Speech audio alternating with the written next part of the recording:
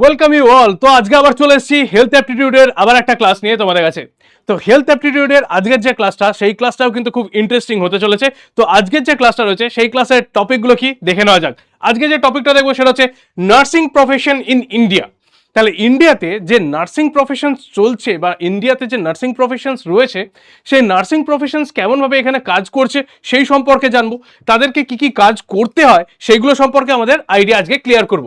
তার সঙ্গে সঙ্গে আর একটা টপিককে আমরা দেখে নেবো, সেটা নাম হচ্ছে হেলথ কমিউনিকেশন।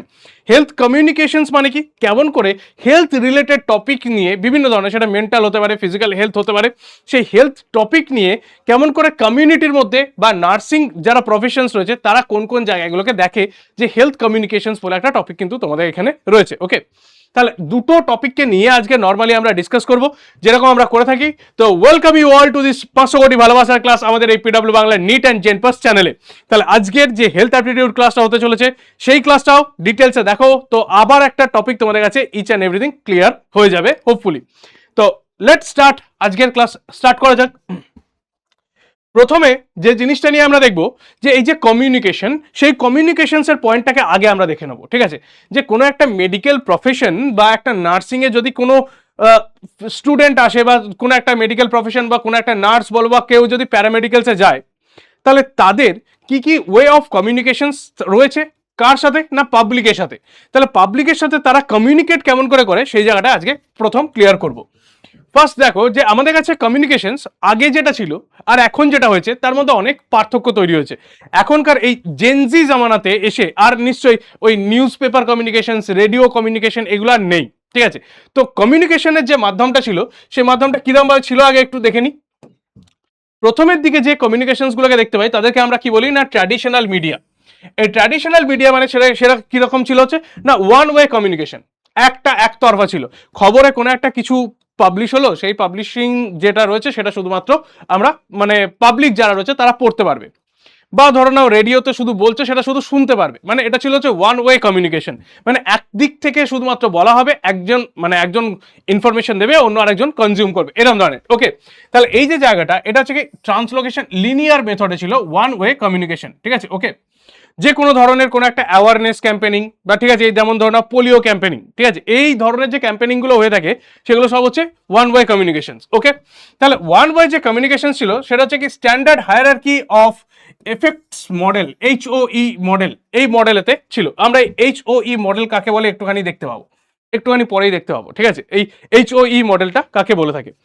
বর্তমান দিনে এসে দাঁড়িয়ে এই কমিউনিকেশনসের প্রসেসটা না পাল্টে গেছে। কিরকম হয়ে গেছে না, এখন হয়ে গেছে digital and social media communication.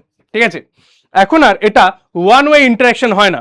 কোনো জায়গায় দেখতে পাচ্ছি পডকাস্ট, কোনো জায়গায় দেখতে পাচ্ছি লাইভ এসে এরকম ভাবে ডাইরেক্টলি তোমাদের সাথে কমিউনিকেট হচ্ছে, তোমরা কমেন্ট সেকশনে কি লিখছো তার উপর রেসপেক্টে আবার একটা ক্লাস আসছে। মানে কমিউনিকেশনসটা আমাদের এখন বোথ ওয়ে হয়ে গেছে। ঠিক আছে, ইউনি ডাইরেকশনাল আর কিন্তু নেই। ঠিক আছে, তাহলে কিরকম হয়ে গেছে, ইন্টারাকশনসটা কমনলি হয়ে গেছে মাল্টি ডাইরেকশনাল। ঠিক আছে, মাল্টি ডাইরেকশনাল এখন কমিউনিকেশনস হয়ে গেছে, মানে মাল্টিপলস ওয়েতে এখন আমরা কমিউনিকেট করতে পারি। মানে ধীরে ধীরে বোঝা যাচ্ছে যে এটারও ডিজিটাইজেশনস হয়েছে। মানে বলা যায় যেটা সেটা হচ্ছে মিডিয়া থেকে একটা এর পরের স্টেপের দিকে এগিয়ে নিয়ে যাওয়া। নেক্সট কি বলছে, এর যে অ্যালাইনমেন্ট, সেই অ্যালাইনমেন্টটা কে করছে মাল্টি স্টেপস ফ্লো থিওরি।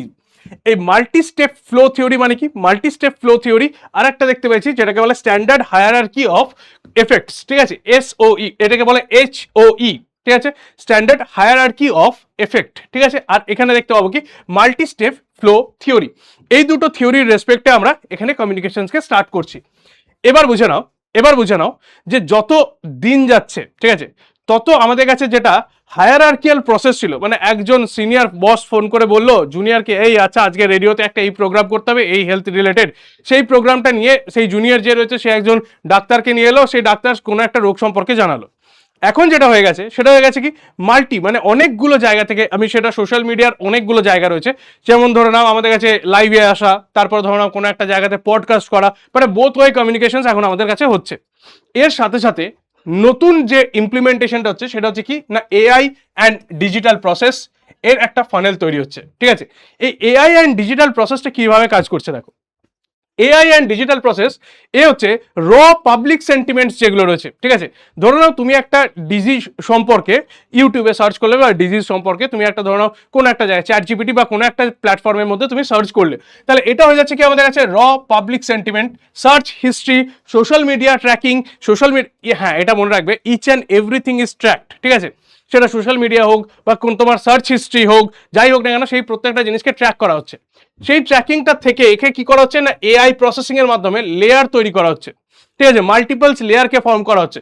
সেই লেয়ারগুলো কিসের মাধ্যমে আসছে, মেশিন লার্নিং, ঠিক আছে, তারপরে ডিপ ফেক্স, এখানে আমরা দেখতে পাবো ম্যানিপুলেটেড মিডিয়া রানস, এইসব জিনিসের মাধ্যমে বিভিন্ন রকমভাবে এটা এআই প্রসেস হচ্ছে। ওকে, এবার এই এআই প্রসেস হওয়ার পরে আমাদের কাছে যেটা বেরিয়ে আসছে সেটা হচ্ছে টার্গেটেড আউটপুট, ঠিক আছে। তুমি একটা কোনো একটা জিনিস নিয়ে দেখবে সার্চ করলে, তারপর থেকে দেখতে পাবে যে আমাদের যেগুলো ওই কি বলে ই কমার্স ওয়েবসাইট, তার মধ্যে সেটা কি আমার অ্যাডভার্টাইজ আসছে, সেই জিনিসটাই তোমাকে নিতে বলছে, এই জিনিসটারই কত পার্সেন্ট অফার রয়েছে সেরকম জিনিসকে দেখাচ্ছে। তাহলে এই জিনিসটা হচ্ছে কি করে না, এই জিনিসটা পুরোপুরি আমাদের এআই অ্যান্ড ডিজিটাল প্রসেসের মাধ্যমে হচ্ছে। ইভেন ইফ মেডিকেল ফিল্ডেও তাই, মেডিকেল ফিল্ডেও কিন্তু তাই হচ্ছে, ঠিক আছে। ওকে, কিন্তু এখানে একটা গল্প রয়ে গেছে। কিরকম গল্প রয়ে গেছে না, এখানে একটা রিস্ক রয়ে গেছে, সেটা হয়ে যাচ্ছে কি জেনারেটিভ ইরর। সেই জেনারেটিভ ইরর কাকে বলে, জেনারেটিভ ইরর মানে হচ্ছে যে কোনো একটা, ঠিক আছে, ওকে, তুমি যদি মানে কোনো একটা টপিককে নর্মালিও সার্চ করো, তাহলে এই যে এআই প্রসেস বা এই যে প্রসেসের মাধ্যমে যখন এটা আসবে, তখন এটা যে অলওয়েজ অরিজিনাল হবে, যে সেটাই যে সবসময় অথেন্টিক হবে, তার কিন্তু কোনো মানে নেই। কারণ এই যে জিনিসটা একে যেটা ফিড করানো হচ্ছে, ঠিক আছে, এটাকে বলা হয় ফিডিং মেমোরি। যেটা ফিড করানো হচ্ছে সেটা কোথা থেকে আসছে না, র পাবলিক ডেটা থেকে। কিছুদিন আগে যুদ্ধ চলছিল, ঠিক আছে, একটা জাস্ট বেসিক একটা এক্সাম্পল দিই, কিছুদিন আগে যুদ্ধ চলছিল। যুদ্ধ নিয়ে যারা সার্চ করা স্টার্ট করেছিল, আচ্ছা এখানে যুদ্ধ হচ্ছে, এর কতগুলো বোম মারলো, ট্রাম্প কি কি বললো, ইরানে কতগুলো কি ক্ষতি হয়েছে, এই নিয়ে যারা রিসার্চ করা স্টার্ট করেছে, তাদের ফিডেতে অটোমেটিক্যালি কিন্তু শুধু এই যুদ্ধেরই ইনফরমেশন আসতে শুরু করে। তারা যদি নাও চায় আর দেখতে, যে আচ্ছা আমি আর দেখতে চাইছি না, এবার ওখান থেকে ব্রেক নিতে, তবুও সেটা হবে না। তাহলে এই একটা জায়গা, এর ফলে যত যাবতীয় যা ইনফরমেশন, সেটা অরিজিনাল হোক বা ফেক হোক, সমস্ত ইনফরমেশন কিন্তু তার কাছে আসতে শুরু করছে। তাহলে এই যে জায়গাটা, এই ফিল্টার করার কাজটা, এই ফিল্টার করার কাজটা কিন্তু এখানে আটকে যাচ্ছে। মানে ডিজিটাল বা ডিজিটাইজেশন বা এআই হওয়ার ফলে এই একটা প্রবলেমকে আমরা দেখতে পাচ্ছি। বেশ, তো যদি পরিষ্কার একটা ডিফারেন্সকে আমরা বার করি, পরিষ্কার ডিফারেন্সটা কি বলছে দেখো না, ওল্ড মিডিয়া যেটা ছিল সেটা ছিল কিরকম না, লিনিয়ার বা সিকোয়েন্সিয়াল ওয়ান ওয়ে ডাইরেকশনস। এখন এটা হয়ে গেছে কি মাল্টি ডাইরেকশন অ্যান্ড কমিউনাল, ঠিক আছে, মানে সবাই এখানে কথা বলতে পারে, সেরকম ধরনের মাল্টি ডাইরেকশনাল হয়ে গেছে। গোল কি রয়েছে, ক্যাম্পেনিং অ্যান্ড অ্যাওয়ারনেস। এখানে হচ্ছে অডিয়েন্স এনগেজমেন্ট, মানে যারা রয়েছে তারা উঠবে, তারা উঠে দাঁড়িয়ে বলবে যে আমার এই প্রবলেমটা হয়েছে, অডিয়েন্সরাও এখানে পার্টিসিপেট করতে পারবে, ঠিক আছে। রিচ কিরকম হচ্ছে না, টার্গেটেড, আর শুধুমাত্র যার উপর মানে যে টার্গেট, যে জায়গাতে আমি ধরো পোলিওর ক্যাম্পেনিং করছি, সেখানে শুধু পোলিওর নিয়েই কাজকর্ম চলছে, ঠিক আছে, ওকে, সেখানে অন্য কিছু হচ্ছে না। আর এখানে হচ্ছে অ্যাম্পলিফাইড, ঠিক আছে। অ্যাম্পলিফাইড কিরকম না, সেখানে শুধু পোলিও নেই, পোলিও রয়েছে, টাইফয়েড রয়েছে, কলেরা রয়েছে, বিভিন্ন ডিজিজকে নিয়ে একসাথে নিয়ে আসা হচ্ছে। ওকে, এখানে কি রয়েছে, রিস্ক যেটা রয়েছে, রিস্ক রয়েছে আমার কাছে এখানে মেসেজটা, সেটা হচ্ছে খুব কন্ট্রোলড মেসেজ, শুধুমাত্র একটা পার্টিকুলার টপিকের উপরেই মানুষ ইনফরমেশন পাচ্ছে, বাকি সম্পর্কে অ্যাওয়ারনেস নেই। কিন্তু এখানে যেটা হচ্ছে সেটা হচ্ছে কি মানে মিস ইনফরমেশন অনেক বেশি, স্টিগমা অ্যান্ড অ্যাবিউজ অনেক বেশি, ঠিক আছে। কোনো একটা জিনিস নেই যে স্টিগমা, স্টিগমা মানে কি, কোনো একটা জিনিস নিয়ে আমি সার্চ করতে যদি একবার শুরু করি, তাহলে সেটা নিয়ে র্যান্ডামলি আমার কাছে যে বিভিন্ন ইনফরমেশন রিলসের মাধ্যমে আসছে, বিভিন্ন ভিডিওর মাধ্যমে আসছে, তাহলে এটাই হচ্ছে স্টিগমা। আমি ওটাকে ছেড়ে বেরিয়ে আসতে চাইলেও আমাকে বেরিয়ে আসতে দেবে না, ক্লিয়ার, ওকে। তাহলে এই হয়ে যাচ্ছে দুটোর, সোশ্যাল মিডিয়া আর ওল্ড মিডিয়ার মধ্যে ইনফরমেশনসের ডিফারেন্স। এবার এখানে এই ইনফরমেশনস কেমন করে একটার পর একটা প্রসেস হয়, সেই জায়গাটাতে এবার একটু আসি তোমাদের, ঠিক আছে। প্রথমে যেটা আসে সেটাকে বলা হয় TPB, okay, theory of planned behaviour, ঠিক আছে, এটাকে হচ্ছে টিপিবি বলা হয়, থিওরি অফ প্ল্যান্ড বিহেভিয়ার। ওকে, বেশ স্যার, বাকিগুলো তো আমি পরে আসছি, আগে এটা বোঝো, থিওরি অফ প্ল্যান্ড বিহেভিয়ার মানে কিছু কিছু জিনিসপত্র, যেমন ধরুন একটা সিগারেটের প্যাকেট, সেই সিগারেটের প্যাকেটের মধ্যে আমরা দেখতে পাচ্ছি কি না, সেখানে একটা পচা গলা, এরকম ভাবে গলার এখানে একটা ক্যান্সার হয়েছে, সেই থ্রোট ক্যান্সারের একটা ছবি দেওয়া আছে।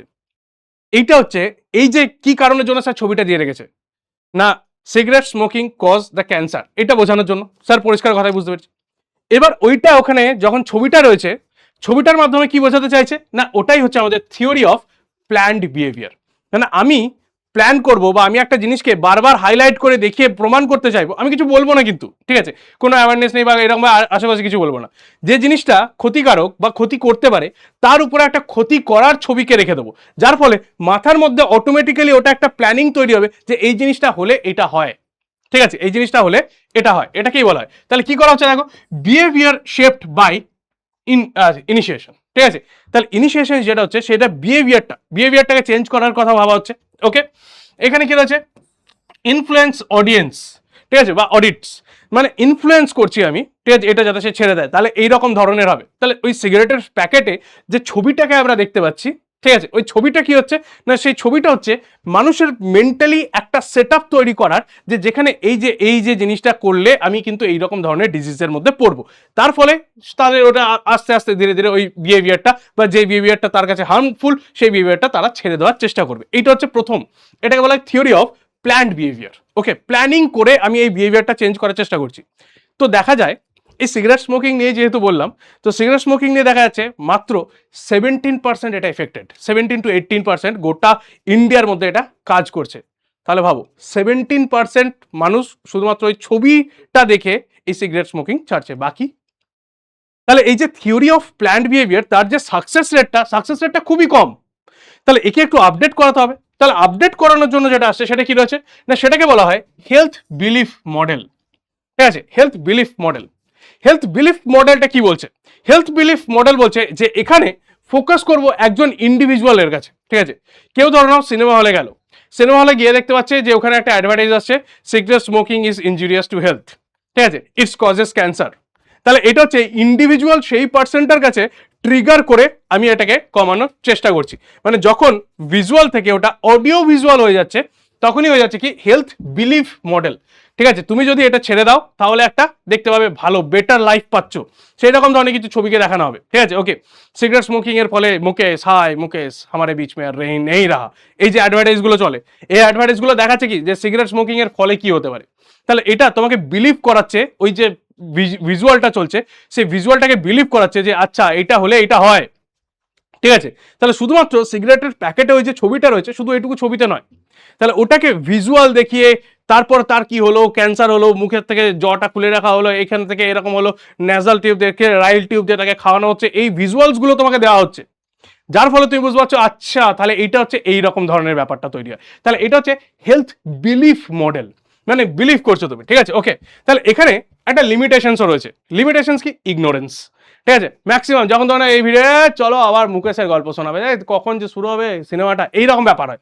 তাহলে এখানে ইগনোরেন্স অ্যান্ড এক্সটার্নাল ব্যারিয়ার্স রয়েছে, ইগনোরেন্স অ্যান্ড এক্সটার্নাল ব্যারিয়ার্স রয়েছে। ধরো তুমি যে জায়গাতে রয়েছো, ঠিক আছে, যে বন্ধু ভাই খাবি একটা সিগারেট খাবি, চলায় চলায়, এরকম ব্যাপার। তাহলে এইগুলো জিনিসটা তখন তুমি আর অ্যাভয়েড করতে পারছো না। তাহলে এটা হয়ে যাচ্ছে কি আমাদের কাছে এক্সটার্নাল ব্যারিয়ার্স আর ইগনোরেন্স। আচ্ছা দেখাচ্ছে তো মুকেশকে, কি আছে অসুবিধা কি আছে, পরের সিনেমাতে আবার আসবো, আবার মুকেশকে দেখবো, সমস্যা কিছু নেই। তাহলে এটা হয়ে যাচ্ছে কি হেলথ বিলিফ মডেল। এটারও ফেলিয়ার রেট ওই 18 থেকে দেখা যাচ্ছে 20-21% মতো সাকসেসফুল হচ্ছে, বাকিটা পুরোটাই ফেলিয়ারের দিকে যাচ্ছে। ক্লিয়ার? নেক্সট যেটা সেট আপ করা হয় সেটাকে বলা হয় কি টিটিএম বা ট্রান্স থিওরিটিক্যাল মডেল, ঠিক আছে। ট্রান্স থিওরিটিক্যাল মডেল কি না, ট্রান্স থিওরিটিক্যাল মডেলটা হচ্ছে এটা হচ্ছে তোমার ফোকাসটাকে চেঞ্জ করা। ফোকাসটাকে চেঞ্জ করা মানে কি, চলো আজ থেকে আর আমি সিগারেট স্মোকিং করব না, বা আজ থেকে আমি জিম জয়েন করব, এরকম ধরনের যে ফোকাসগুলো রয়েছে সেই ফোকাস আমি একদম পুরো ডিটারমাইন্ড, ঠিক আছে। জিমের আমি ফিস দিয়ে ফেলেছি, সমস্ত জিনিসপত্র রেডি করে ফেলেছি, সিগারেট স্মোকিং করবো না ছেড়ে ফেলেছি, সমস্ত জিনিস একদম ডিটারমাইন্ড। ওকে, আমি এখন ফোকাস হয়ে গেছি। তাহলে এখানে যে জিনিসটা দেখতে পাবো কি না, ফোকাস অ্যান্ড টেম্পোরাল জার্নি, ঠিক আছে, মানে ফোকাস হয়ে গেছে আমার জার্নি, আমি এখান থেকে স্টার্ট করলাম। কিন্তু এখানেও একটা গল্প রয়েছে, কি রকম রয়েছে না, এখানে রয়েছে যে সেটা হচ্ছে allows the high tolerance message. এবার ধরো না তুমি মনে করছো যে আমি জিমে যাবো বা আমি সকালে রোজ বলে মর্নিং ওয়াক করতে যাবো, কিন্তু তুমি যে জায়গায় থাকো তাই সেখানে কোনো বাগানই নেই মর্নিং ওয়াক করার মতো, বা তুমি যে জায়গায় থাকো সেখানে মর্নিং ওয়াক করতে গেলে তার চুরি মানে ছিনতাই হয়ে যায়। ওকে, বা তুমি যে ধরো বলছো যে আমি সিগারেট স্মোকিং ছেড়ে দেবো, সেই জায়গাতে গিয়ে দেখতে পাচ্ছ যে বাকি সবাই তোমার বাকি কলিগসরা সবাই আড্ডা মারছে, যেখানে সেটা হচ্ছে স্মোকিং জোনে। তাহলে এই যে জায়গাগুলো এটা কি হচ্ছে না, তার এনভায়রনমেন্ট তাকে এই যে ফোকাসটা সেই ফোকাসটা থেকে নড়িয়ে দিচ্ছে। তাহলে ফোকাস করলাম, আমি একটা টার্গেটের দিকে এগোবো, সেই ফোকাসটাকে রেখে যখন আমি বাকি আমার এনভায়রনমেন্টাল ফ্যাক্টরসের রেসপেক্টে ফোকাসটাকে আবার সরিয়ে ফেলছি, তখন আমাদের কাছে কি হচ্ছে না, ফোকাস করে এগিয়ে যাওয়া, ফোকাস করে চেঞ্জ করা, মেন্টালি চেঞ্জ করা, এই যে জায়গাটা, সেটাই হচ্ছে ট্রান্স থিওরিটিক্যাল মডেল। ওকে, এবার এই ট্রান্স থিওরিটিক্যাল মডেল থেকে এতে দেখা যাচ্ছে কি না, মোটামুটি 30%-এর কাছাকাছি আমার সাকসেস রেট তৈরি হচ্ছে। ওকে, তার থেকে আরো ইমপ্রুভ করার জন্য নেক্সট যে মডেলটা আসে সেটাকে বলা হয় সোশ্যাল ইকোলজিক্যাল মডেল, এসিএম। ওকে, সোশ্যাল ইকোলজিক্যাল মডেল, এখানে মাইক্রো এনভায়রনমেন্টসকে ফোকাস করা হয়, মানে তুমি যেখানে রয়েছো, যে বন্ধুর সাথে মিশছো, সেই বন্ধুটা কিরকম, ঠিক আছে, তুমি যে বলছো যে জিমে যাবে, বা তুমি যে বলছো যে মর্নিং ওয়াকে যাবে, সেই জায়গার কন্ডিশনটা কিরকম, এটা হচ্ছে মাইক্রো এনভায়রনমেন্টকে ফোকাস করা। মাইক্রো এনভায়রনমেন্টকে ফোকাস করার পরে দেখা যাচ্ছে কি না, সাকসেস রেটটা অনেক বেশি বাড়ছে, সাকসেস রেটটা বেশি বাড়ছে, কিন্তু এটার একটা লিমিটেশনও রয়ে গেছে। কি লিমিটেশনস রয়েছে, সেটা হচ্ছে অ্যাড্রেসিং দ্য সিস্টেমেটিক ইনঅ্যাডিকুয়েট, মানে সমস্ত জায়গায় কি তুমি এই জিনিসটাকে কন্ট্রোল করতে পারবে? তুমি যে এখন যেখানে রয়েছো সেখানে তোমার মর্নিং ওয়াক করার জায়গা রয়েছে, এর পরে যে সব জায়গাতে থাকবে তার কোনো গ্যারান্টি কি আছে? নেই। তাহলে এই যে জায়গাটা, এটা হচ্ছে কি সোশ্যাল ইকোলজিক্যাল মডেল। তাহলে তোমাদের একটা খুব বেসিক এক্সাম্পল দিয়ে বোঝালাম যে কেমন করে যে কোনো একটা ফোকাসকে, বা কেমন করে কোনো একটা আমাদের হেলথ কমিউনিকেশনসকে এস্টাবলিশ করা হয়। ফার্স্টে যখন নিউজ পেপারের মধ্যে দিয়ে ছবির মাধ্যমে আসছিল, তখন সেটা কীরকমভাবে আসছিল, তখন সেটা টিবিপি মডেলে আসছিল। পরে সেটা অডিও ভিজুয়াল যখন হলো, তখন সেটা হচ্ছে হেলথ বিলিফ মডেলে এলো। নেক্সট যেটা অডিও ভিজুয়াল মডেল থেকে আমাদের কাছে বিভিন্ন ইনস্টিটিউট তৈরি হচ্ছে, তখন কি হচ্ছে, সেটা ট্রান্স থিওরিটিক্যাল মডেল। আর ট্রান্স থিওরিটিক্যাল মডেল থেকে এটা পরবর্তীকালে আসছে কিসে না, সোশ্যাল ইকোলজিক্যাল মডেলে। ঠিক আছে, তাহলে এইভাবে যে কোনো একটা হ্যাবিট বা যে কোনো একটা প্রবলেমকে নিয়ে, এবার যেটা আমি তোমাদের সিগারেট স্মোকিং বা মর্নিং ওয়াককে নিয়ে বললাম, সেটাই তুমি একটা ভাবো কলেরা বা ম্যালেরিয়া রোগের জন্য। ঠিক আছে, তাহলে কলেরা আর ম্যালেরিয়া রোগের জন্য প্রথমে আসছে কি না, কলেরা বা ম্যালেরিয়া রোগ এই কারণের জন্য হয়, এটা করবেন না। তারপরে এলো কি অডিও ভিজুয়ালসের মধ্যে বলছে যে জমা জল, ঠিক আছে, এইসব রাখা যাবে না। ওকে, এখানে মশারির বেনিফিট বোঝানো হচ্ছে। এবার তোমাকে এই সোশিও ইকোলজিক্যাল জায়গাতে দেখতে পাচ্ছি, আচ্ছা তোমার কি মশারি কেনার তোমার কাছে সামর্থ্য রয়েছে? যদি না থাকে তাহলে সেটা কি হবে, এই হচ্ছে ব্যাপারটা। ক্লিয়ার? ওকে, বেশ। তো নেক্সট এবারে যেটা আসবো সেটা হচ্ছে কি, যে একটা নার্সিং এর মধ্যে থেকে, বা নার্সিং বলো বা যখন হেলথ কমিউনিকেশন বলো, সেই হেলথ কমিউনিকেশনে কিছু স্টেপ রয়েছে। সেই স্টেপগুলো কি কি, সেই স্টেপগুলোকে আমরা একটুখানি দেখে নিই। ঠিক আছে, যার মাধ্যমে যে একজন নার্স বলো বা একজন হেলথ মানে ওয়ার্কার বলো, যেই হোক না কেন, সে একজন প্যারামেডিক্যালসের মেনটেন মানে পার্সন হোক, বা সে একজন ডক্টর হোক, তাকে কতগুলো স্টেপ মেনটেন করে এই কমিউনিকেশনটা করতে হয়। তো সেই স্টেপের মধ্যে ফার্স্ট কি রয়েছে, ফার্স্ট রয়েছে যে কোনো একটা পেশেন্টের যেটা বায়োলজিক্যাল নিডস, সেই বায়োলজিক্যাল নিডসকে কখনোই বন্ধ করা যাবে না। এটা হচ্ছে তার জৈবিক চাহিদা। তাহলে বায়োলজিক্যাল নিডসকে আগে প্রেফারেন্স দিতে হবে। বায়োলজিক্যাল নিডসের পরে নেক্সট যেটা আসে সেটা হচ্ছে কি না, সেফটি অ্যান্ড সিকিউরিটি। ঠিক আছে, সেফটি সিকিউরিটির মধ্যে shelter, home, family, job security, এই ধরনের জিনিসপত্রগুলো থাকে, সেই জিনিসটাকে নেক্সট প্রায়োরিটি দিতে হবে। তারপর কি বলছে, লাভ অ্যান্ড বিলঙ্গিংস। ঠিক আছে, লাভ অ্যান্ড বিলঙ্গিংস এর মধ্যে কে কে রয়েছে, ফ্যামিলি, গুড ফ্রেন্ডস, তারপরে তার যে গ্রুপের মধ্যে রয়েছে সেই বন্ধুদের মধ্যে থেকে এটাকে কেমন করে আমি প্রায়োরিটি দেবো। নেক্সট কি বলছে, রেকগনিশন। রেকগনিশনসের মধ্যে অ্যাপ্রিসিয়েশন, অ্যাপ্রুভাল, এইসব জিনিসগুলো, মানে তাকে আরো কনফিডেন্স বুস্ট করতে হবে। তারপর আসছে কি লাস্ট আমাদের কাছে অ্যাচিভমেন্ট। ওকে, তাহলে অ্যাচিভমেন্টে পৌঁছাতে গেলে ডাইরেক্টলি কখনো অ্যাচিভমেন্টে পৌঁছানো যায় না, প্রথমে এই সমস্ত স্টেপগুলোকে ক্রস করার পরে তারপরে অ্যাচিভমেন্টে যায়। এটাই হচ্ছে হেলথ কমিউনিকেশনসের ফার্স্ট বেসিক স্টেপ। তাহলে হেলথ কমিউনিকেশনস করতে গেলে ফার্স্ট যার সাথে আমি কমিউনিকেট করছি তার সঙ্গে তার যেগুলো আমার বায়োলজিক্যাল নিডস, সেই নিডসগুলো কি ফুলফিল হচ্ছে। ওকে, ডান। নেক্সট হচ্ছে তার সেফটি সিকিউরিটি, সেটা কি ফুলফিল হচ্ছে, লাভস অ্যান্ড বিলঙ্গিংস কি তার কাছে রয়েছে, রেকগনিশনস কি সে পাচ্ছে, তবে আমি কোনো একটা জিনিসকে অ্যাচিভ করাতে পারবো। ঠিক আছে, তাহলে যখনই আমি ডাইরেক্টলি বললাম যে আচ্ছা এই মেডিসিনটা তোমাকে খেয়ে নিতে হবে, ঠিক আছে, এবার দেখা যাচ্ছে সেই মেডিসিনটা খেলে তার মধ্যে অ্যালার্জিক সিমটমস হয়, তাহলে বায়োলজিক্যাল নিডস এখানে আটকে গেল, ফুড শেল্টারের মধ্যে আটকে গেল। দেখা যাচ্ছে সেই বায়োলজিক্যাল নিডস যেটা রয়েছে সেই ওষুধটা যদি খায় তাতে তার আয়ু হয়তো কমে যাওয়ার চান্সেস রয়েছে। ঠিক আছে, মানে এমন একটা ওষুধ রয়েছে যে ওষুধটা যেমন কেমোথেরাপি। ঠিক আছে, ভাবছি আচ্ছা এমনিতে তো আমি বেঁচে রয়েছি, ক্যান্সার পেশেন্ট, তাহলে যদি কেমোথেরাপি নিই তাহলে যদি তাড়াতাড়ি মারা যায়, তাহলে এরকম একটা ব্যাপার। তাহলে সেফটি সিকিউরিটি নিয়ে প্রবলেম। লাভ অ্যান্ড বিলঙ্গিংস, ফ্যামিলিতে আর কেউ নেই, তাহলে কাকে কার জন্য আর বাঁচবো, এরকম একটা ব্যাপার। নেক্সট হচ্ছে রেকগনিশন। রেকগনিশন সে পাচ্ছে, আচ্ছা তুমি পারবে, তুমি করতে পারবে, এইটা হচ্ছে রেকগনিশন। ওকে, তবে সেখানটা অ্যাচিভ করা যায়, এই হচ্ছে ব্যাপার। ক্লিয়ার? নেক্সট যে টপিকটা রয়েছে, তাহলে এফেক্টিভ যে আমাদের কাছে এখানে দেখতে পাবো কি বায়োসাইকোলজি বলে একটা বায়োসাইকোলজি।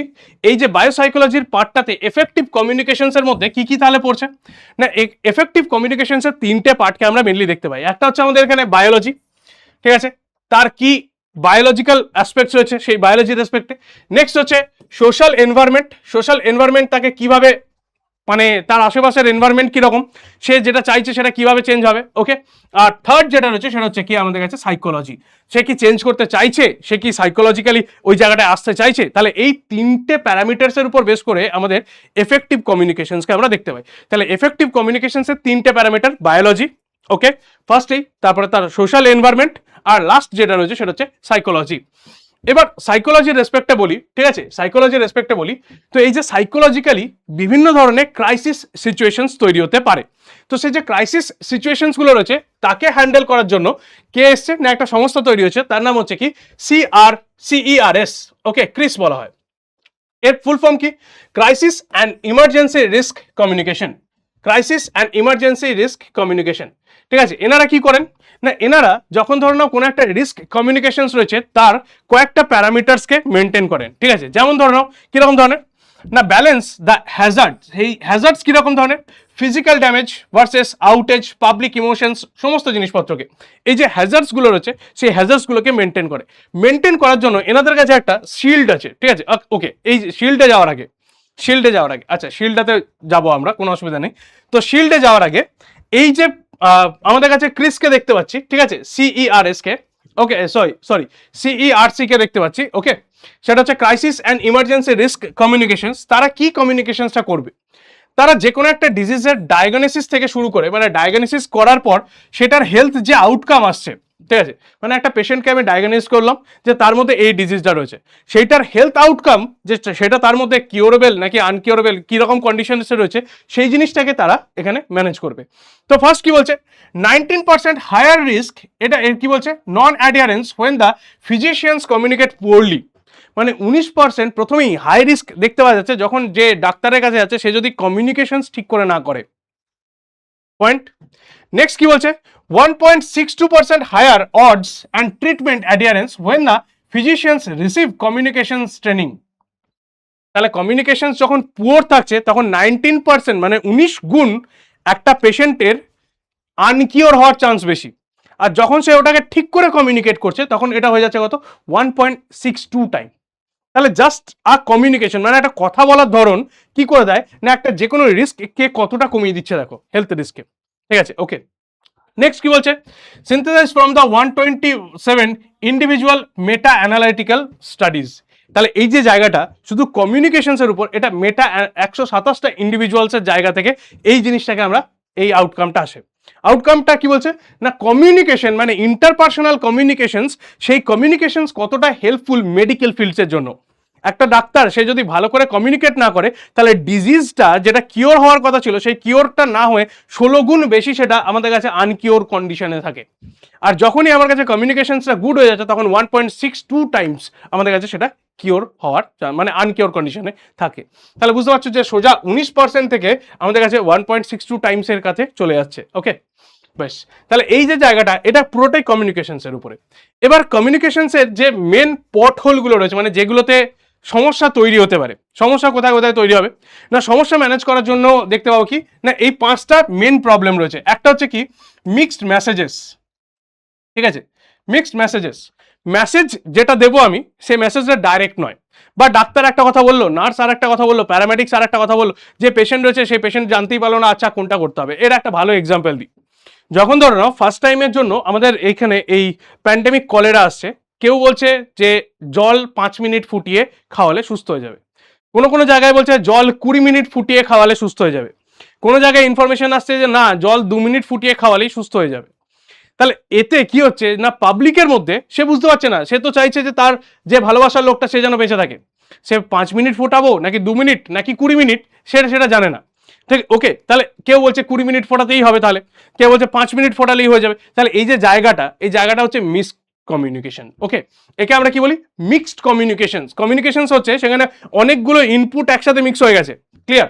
নেক্সট কি হচ্ছে লেট ইনফরমেশন, ওকে। ইনফরমেশন যেটা দেওয়া হচ্ছে সেটা অনেক লেট। অনেক সময় কি হয়, মেডিকেল প্র্যাকটিশনার যারা রয়েছে বা মেডিকেল ফিল্ডে যারা রয়েছে তারা কি করে, আচ্ছা পেশেন্টের এটাতে তো খুব কষ্ট হবে, এই জিনিসটা শুনলে কি সে খুশি হবে, না এটা বলবো না, ছেড়ে দাও, কি দরকার আছে এই জিনিসটা বলার, জানানোর তাকে দরকার নেই। এটা হচ্ছে সব থেকে বড় একটা ভুল। এটা হচ্ছে লেট ইনফরমেশন। যে পেশেন্টের যেরকম কন্ডিশন রয়েছে তাকে সেই মুহূর্তে সেই কন্ডিশনসটা একদম ট্রু কন্ডিশন বলা উচিত। ঠিক আছে, লেট ইনফরমেশন দিলে সব থেকে বেশি এই কমিউনিকেশন ইরর আমরা দেখতে পাই। নেক্সট 3 নম্বর কি বলছে, নেক্সট 3 নম্বর বলছে পেশেন্টালাইজ অ্যাটিটিউডস। ঠিক আছে, তার মানে কি বলছে, telling the public don't worry, don't worry, এই ওয়ার্ডটা ইউজই করা বারণ। ঠিক আছে, তাহলে লাই, ঠিক আছে, পেশেন্টকে ওই স্তব বাক্য দেওয়ার জন্য বা পেশেন্টকে বোঝানোর জন্য যে ডোন্ট ওয়ারি ওয়ার্ডটাকে আমরা ইউজ করছি, আরে চিন্তা করবেন না সেরে যাবে, এই চিন্তা করবেন না জিনিসটাই এখানে কি বলছে না, এটাই কি হয়, ইগনোরেন্স, কজ অফ ইগনোরেন্স। ঠিক আছে, সে আচ্ছা তোমাকে তো ডাক্তার ঠিকই আছে বলেছে, কোনো অসুবিধা কিছু নেই, তাহলে তুমি সেরে যাবে, এই জিনিসটাতে চলে আসে। তখন telling the public don't worry instead of giving them a facts, কি গল্পটা হয়েছে একদম সেটা ট্রুলি বলো, যে ফ্যাক্টস বলো, ডোন্ট ওয়ারি বলার দরকার নেই, ফ্যাক্টস বলো যে স্যার আপনার পেশেন্টের এই কন্ডিশনে রয়েছে, সেই কন্ডিশনসের কারণে এই রকম হয়ে রয়েছে, এটা কিওর হয়ে যেতে এই পার্সেন্টেজ, মানে এটা কিওর এইভাবে হয়ে যাবে, ব্যাস এইটা পেশেন্ট অনেক বেশি কিওর থাকবে। যখন ডোন্ট ওয়ারি বা এরকম ধরনের ওয়ার্ড থাকবে তখন সেখানে কি হয়ে যায় না, সেখানে ইগনোরেন্সের চান্সেস চলে আসে।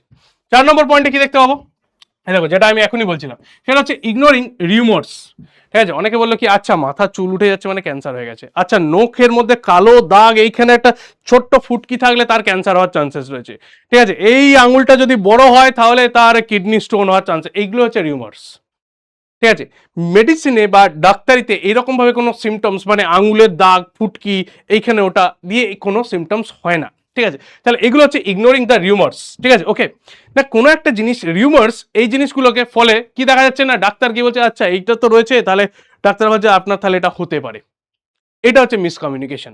ওকে, আচ্ছা তো আমি তো দেখেছিলাম এইটা হলে তো এই চান্সেসটা থাকতে পারে, এইটা হচ্ছে মিসকমিউনিকেশন। তাহলে এইরকম জিনিস যেগুলো রয়েছে সেগুলোকে কি করতে হবে, ইগনোরিং দ্য রিউমার্স, মানে রিউমার্স যেগুলো রয়েছে সেই রিউমার্সগুলোকে এইভাবে মানে রিউমার্সগুলোকে ইগনোর করতে হবে অ্যাকচুয়ালি। আর এখানে কি বলছে, following the counter myths in real time. ঠিক আছে, একটা রিয়েল কন্ডিশনস রয়েছে আর একটা কাউন্টার মিথস রয়েছে, এই দুটোর মধ্যে মিক্স হয়ে যাওয়া। আর একটা কি বলছে, পাওয়ার অফ স্ট্রাগলস। ঠিক আছে, engaging the public justifications battle and destroy the original thesis. ঠিক আছে, অরিজিনাল যে প্রবলেমটা রয়েছে সেইটাকে পাবলিকরা বলছে না না এটা এইভাবে করলে ওটা ঠিক আছে, ওটার জন্য এইটার জন্য এটা ঠিক আছে। তাহলে এই যে পাবলিক জাস্টিফিকেশন সবাইকে বোঝাতে গিয়ে, ঠিক আছে, অরিজিনাল যে ফ্যাক্টস সেটা ডাইলুটেড হয়ে যাওয়া। তাহলে এটা হচ্ছে আরেকটা 5 নম্বর, এই 5 ফেটাল মিসকমিউনিকেশন, যে কমিউনিকেশনসের কারণের জন্য বিভিন্ন ধরনের ডিজিজকে আমরা দেখতে পাচ্ছি। তাহলে এগুলোকে প্রিভেন্ট করব কি করে, প্রোটেক্ট করব কি করে। ওকে, নেক্সট আমরা দেখে নেবো, তো এই যে কমিউনিকেশনটা রয়েছে সিইআরসি যে 6 পিলার কমিউনিকেশন, সেই 6 পিলার কমিউনিকেশনটা কিভাবে হয়। ওকে, তো প্রথমেই বি ফার্স্ট, মানে প্রথম যে রেসপন্স করব সেই রেসপন্সটা কি হবে, স্পিডি হবে, মানে আগেই জানিয়ে দেবো আমি পেশেন্টকে যে এটা ভাই কন্ডিশন এইরকম ধরনের রয়েছে, বি ফার্স্ট অ্যান্ড অ্যাকিউরেট। ওকে, এখানে হতে পারে, ঠিকই তো রয়েছে, পরবর্তীকালে ঠিক হয়ে যাবে, এইরকম ধরনের আমি স্তব বাক্য দেবো না, অ্যাকচুয়ালি যে কথাটা বলে আমাদের। ওকে, নেক্সট হচ্ছে be credible, honest, can not be compromise. ঠিক আছে, এখানে অনেস্টিটা সব থেকে বড় জিনিস, যে এখানে যে মেডিকেল প্র্যাকটিশনার রয়েছে বা যে এখানে ডক্টর বা যে নার্স রয়েছে, এরা সবাই অনেস্টির সঙ্গে পেশেন্টের যার যে ক্রিটিক্যাল কন্ডিশন রয়েছে সেটা অনেস্টলি জানাবে কি ফিডব্যাক রয়েছে। ওকে, নেক্সট প্রম্পট অ্যাকশন।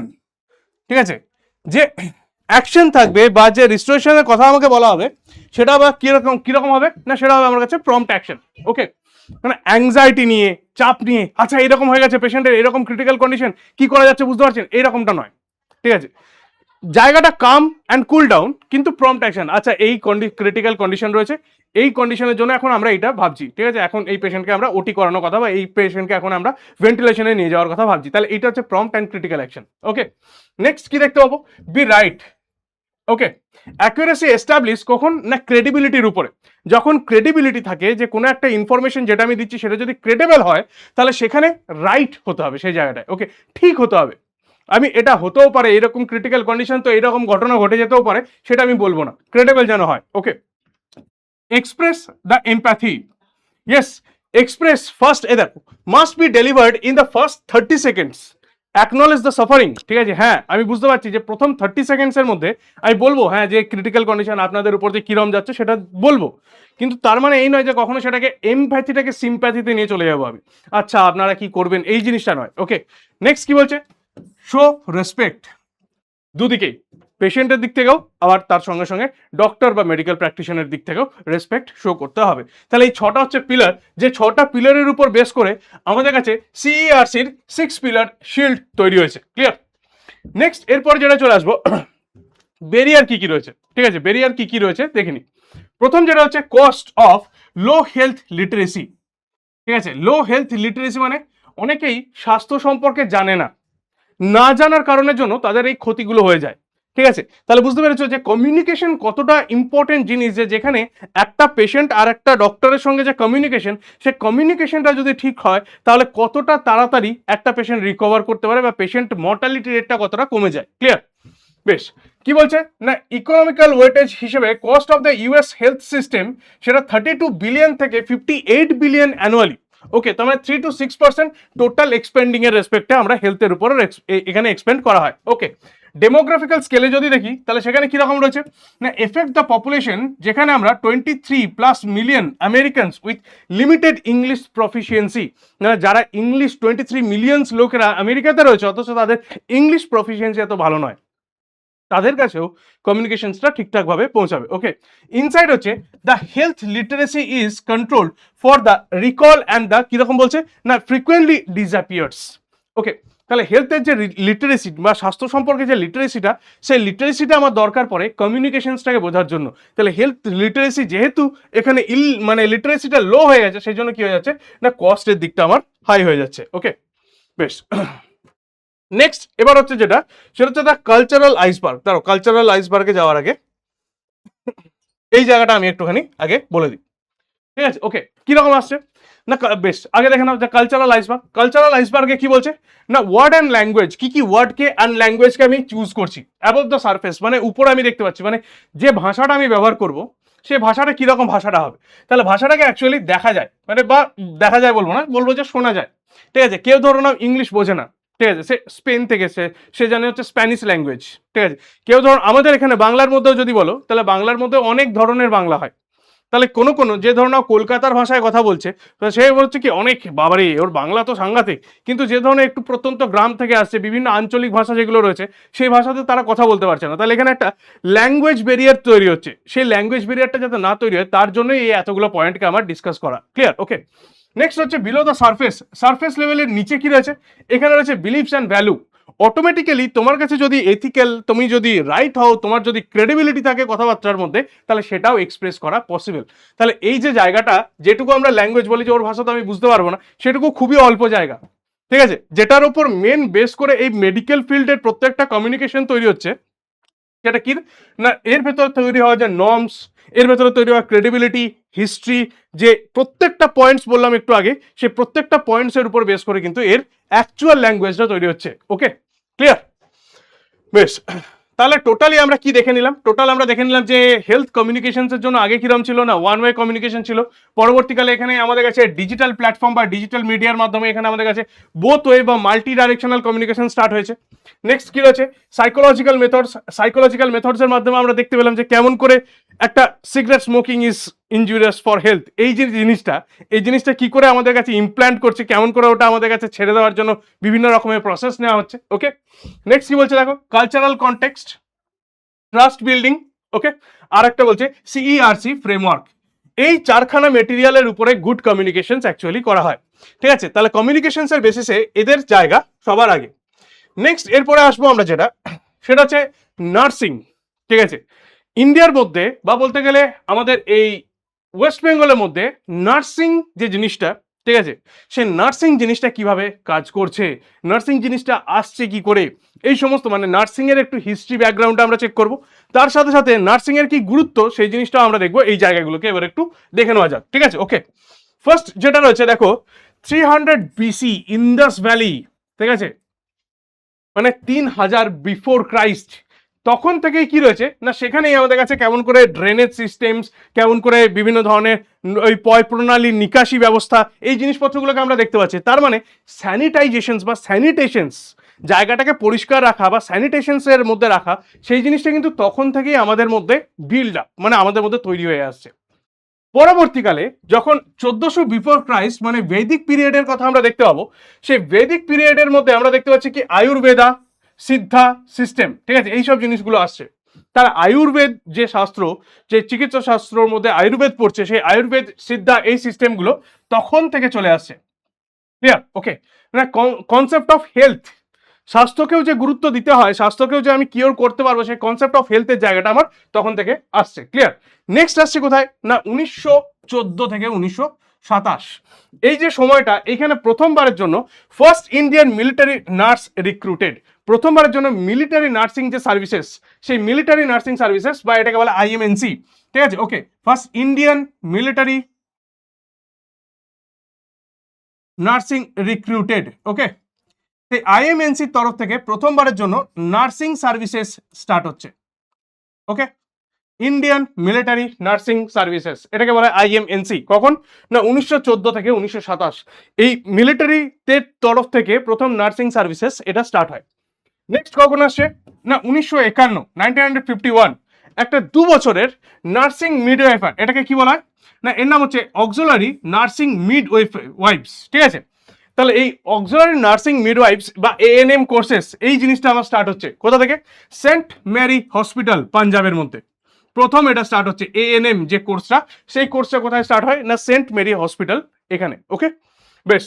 নেক্সট কি দেখতে পাবো 1977 থেকে এএনএম কোর্সটা আরো ডেভেলপ হয়ে গিয়ে, ওকে, সোশিওলজিক্যালি কি ভাবে, তারপর নেক্সট বলছে কমিউনিকেশনস অ্যান্ড কমিউনিকেশন ডিজাইন, এই সমস্ত কিছুর মাধ্যমে কি হচ্ছে না ফিমেল ওয়ার্কার যারা রয়েছে, ফিমেলদের উপর মেনলি এই নার্সিংটাকে নিয়ে আসা হচ্ছে, ঠিক আছে। তাহলে নার্সিং এর যে হিস্ট্রিটা, সেই হিস্ট্রিটা এইভাবে ডেভেলপ করে, তাহলে এইভাবে ডেভেলপ করে আমরা দেখতে পাচ্ছি। নেক্সট আমরা কি দেখতে পাবো যে একজন নার্স, ঠিক আছে, তার মধ্যে কি হলিস্টিক ক্যারেক্টার আমরা দেখতে পাবো, মানে একজন নার্স হতে গেলে তার মধ্যে কি চারিত্রিক গুণ আমার দরকার পড়বে। আচ্ছা, আমি যে স্যার এই জেনপাস এক্সামিনেশনটা দেবো, এরপর স্যার আমি নার্স হতে চাই, ঠিক আছে, নার্স কিন্তু কোনো প্যারামেডিক্সের মধ্যে পড়ে না, ঠিক আছে, এটা মনে রাখবে। ডক্টর, নার্স, বাকিগুলো পড়ে হচ্ছে প্যারামেডিক্যাল। তাহলে প্যারামেডিক্যালের মধ্যে কিন্তু নার্সিংকে রাখা হয় না, নার্সিং একটা পুরোপুরি আলাদা জায়গা। তাহলে নার্স আমি যে স্যার হতে চাই, তাহলে সেই নার্সের মধ্যে কি নলেজ থাকতে হবে, কি নলেজ থাকতে হবে, এটা খুব ভাইটাল একটা ইম্পর্টেন্ট জায়গা, মনে রাখো। কিরকম, কিসের জন্য স্যার এটা ভাইটাল ইম্পর্টেন্ট, কোয়েশ্চেনের জন্য নয়, এটা তুমি একজন অ্যাজ এ নার্স যখন ওই প্রফেশনটাতে যেতে চাইছো, তখন তোমার জানা উচিত যে ওই প্রফেশনটার মধ্যে কি কোয়ালিটির দরকার পড়ে। 1 নম্বর quality, the head, knowledge and admin. কিসের উপর স্কিল থাকতে হবে, skills of recognization health problem via baseline survey. Okay, needs the disciplined mind and ongoing learning, সব সময় অনগোয়িং লার্নিং, কারণ এখন শুধুমাত্র আমার কাছে 4টে সাবজেক্ট 5টা সাবজেক্ট পড়ে আমার হয়ে যাচ্ছে, এরপরে যখন আমি নার্সিং পড়তে যাব, সেখানে গিয়ে আমার কাছে 13টা সাবজেক্ট আসবে। সেই প্রত্যেকটা সাবজেক্টসকে রেডি করা, প্রত্যেকটা সাবজেক্টকে জানা, এই যে টপিকগুলো এখন তোমরা পড়ছো, পরে গিয়ে তোমরা কমিউনিটি হেলথ নার্সিং বলে একটা টপিক আসবে, সেই কমিউনিটি হেলথ নার্সিং এর ভেতরে এই টপিকগুলো প্রত্যেকটাকেই দেখতে পাবে, সেখানে নার্সিং অ্যাপটিটিউড নামে এই টপিকগুলোকেই তোমরা আবার পড়বে, যেগুলো আমি এখন তোমাদের কাছে এখানে রেডি করে দিচ্ছি।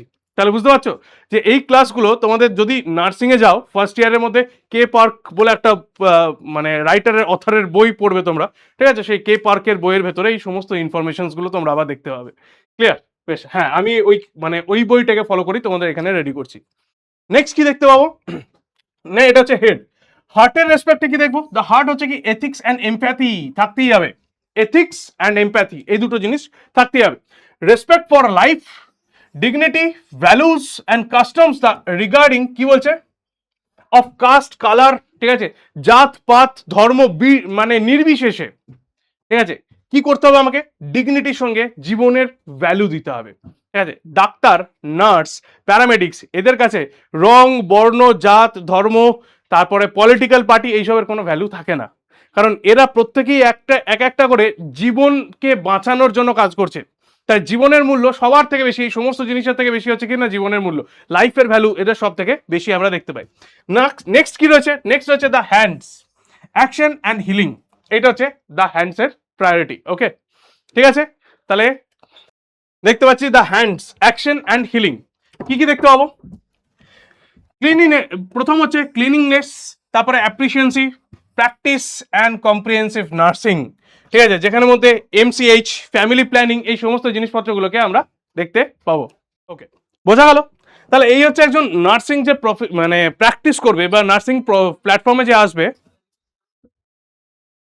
এটা হয় নিজে ও, ঠিক আছে, তাহলে এই জায়গাটা তাকে দেখতে হবে। এবারে এবারে নার্সিং যে প্ল্যাটফর্মটা, সেই প্ল্যাটফর্মে যদি আসতে চাই আমি, তাহলে আসার রাস্তাটা কোথায় কি কি রয়েছে?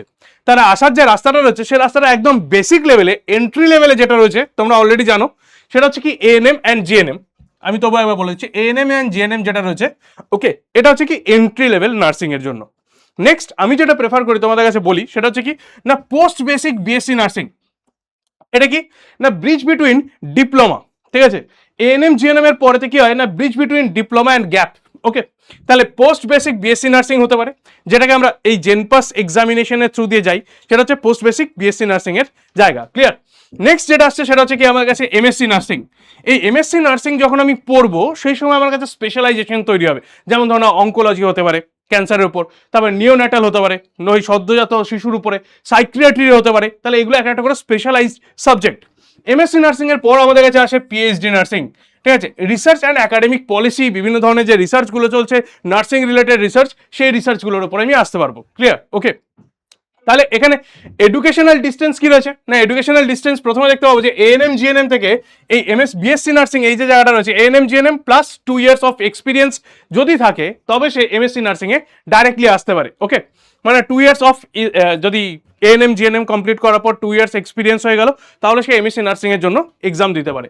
নয়তো কি রয়েছে না জেনপাস এক্সামিনেশন, বিএসসি নার্সিং, তারপরে এমএসসি নার্সিং হবে, তারপরে আমাদের কাছে পিএইচডি। এইটা হচ্ছে পরপর স্কোপ। এবার স্কোপ তো বললাম, শুধু স্কোপ বলে হবে স্যার? এদের যে একটুখানি কিরকম ক্রাইসিস রয়েছে না ইন্ডিয়াতে বলো বা ওয়েস্ট বেঙ্গলে বলো, নার্সিং পোস্টটা যদি আমি পাই, তাহলে সেটা গুরুত্ব কতটা, নার্সিং এর চান্সেস কি কি রয়েছে, স্কোপ কি কি রয়েছে, সেটাও একটু বলে দিই। তো নার্সিং এর যেটা রয়েছে অ্যাকচুয়ালি দেখা যায় এখনো পর্যন্ত 2025-এর ডেটা অনুযায়ী প্রায় 42.94 ল্যাক্স রেজিস্টার্ড নার্সকে দেখতে পাওয়া যায়।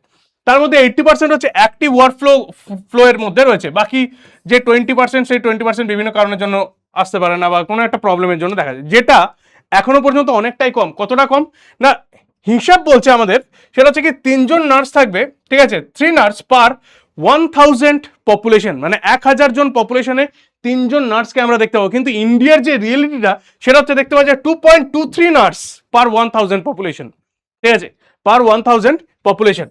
তার মানে এখনো পর্যন্ত অ্যাপ্রক্সিমেটলি, ঠিক আছে, কিরকম না এখনো এতগুলো, এই প্রায় 3.87 lakhs new nurse annually increase করছে অ্যাক্রস 5200 ইনস্টিটিউশনস।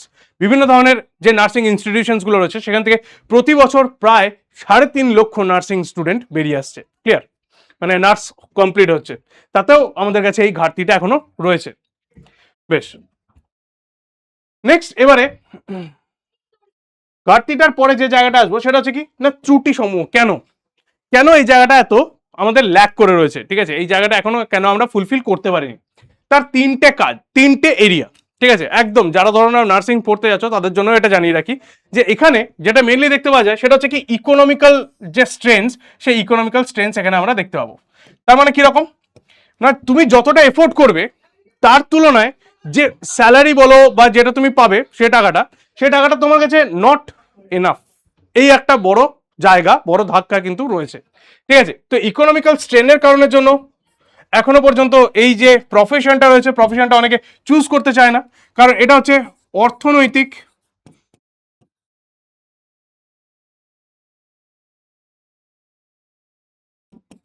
পরিকাঠামো ভালো নয়, ঠিক আছে। এটা কার রেসপেক্টে বললাম না, এটা ওয়েস্ট বেঙ্গলের রেসপেক্টে আমি বললাম, ঠিক আছে। ওকে, নেক্সট যেটা হচ্ছে সেটা হচ্ছে কি ওয়ার্কিং কন্ডিশন, ঠিক আছে।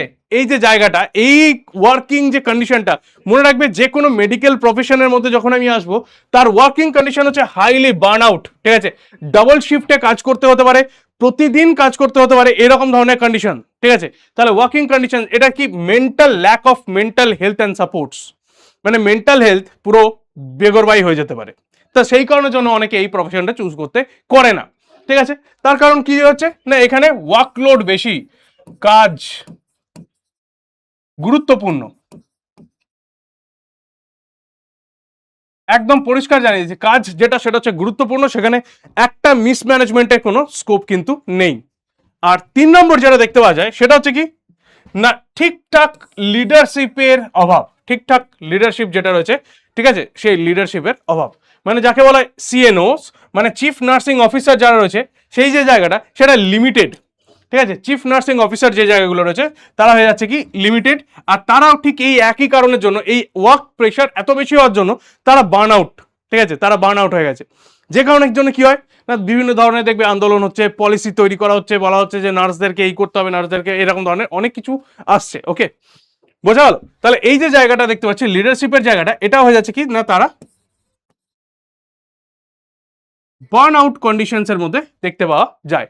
ওকে, নেক্সট আরেকটা জিনিস যেটা এটা হচ্ছে যে নার্সিং এর আরেকটা সব থেকে বড় যে স্কোপ যেটা দেখতে পাওয়া যায়, সেটাকে কি বলা হচ্ছে না, সেটা হচ্ছে বাইরের দেশে। এখান থেকে পড়াশুনো করার পরেতে বাইরের দেশে যখন চলে যাওয়া হয়, ঠিক আছে, বাইরের দেশে চাকরির জন্য, যে কোনো বিষয়ে যখন চাকরির জন্য চলে যাওয়া হয়, তখন সেটাকে বলা হয় কি ব্রেন ড্রেন।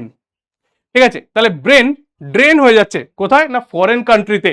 এটাও একটা বড় কারণ। এদেশেতে পড়াশুনো করার পর ভালো মেধার যারা স্টুডেন্ট রয়েছে তারা ম্যাক্সিমাম চলে যাচ্ছে ইউকে, জার্মান, তারপরে কানাডা, এরকম ধরনের বিভিন্ন বিদেশে চাকরি করার জন্য। কারণ বিদেশে এই ধরনের সমস্যাগুলো কিন্তু খুব একটা থাকে না। যে সমস্যাগুলো আমরা ইন্ডিয়ার মধ্যে ফেস করছি, সেই সমস্যাগুলোকে কিন্তু আমরা বিদেশে দেখতে পাবো না। ঠিক আছে, ওকে। তো ইন্ডিয়ার মধ্যে কি রয়েছে, India remains the top source of foreign trend nurse. এখনো পর্যন্ত নার্সিং এর মধ্যে যদি বাইরের কোনো দেশে যাই, সেখানে নার্সদের মধ্যে টপ নার্স যারা যারা রয়েছে তারা ম্যাক্সিমাম ইন্ডিয়ান। বুঝতে পারছো? তাহলে ইউকে, গালফ, অস্ট্রেলিয়া, এই সমস্ত দেশেতে যে টপ নার্সিং যারা যারা রয়েছে তারা সমস্ত ইন্ডিয়া থেকে এসছে। তাহলে এটা স্কোপও বলতে পারো, আবার আমাদের দেশের জন্য এটা ক্ষতিও বলতে পারো। ক্ষতি এই কারণের জন্য যে আমাদের দেশের যারা ভালো মেধার তারা অন্য দেশে চলে যাচ্ছে, এটাকে বলা হয় ব্রেন ড্রেন।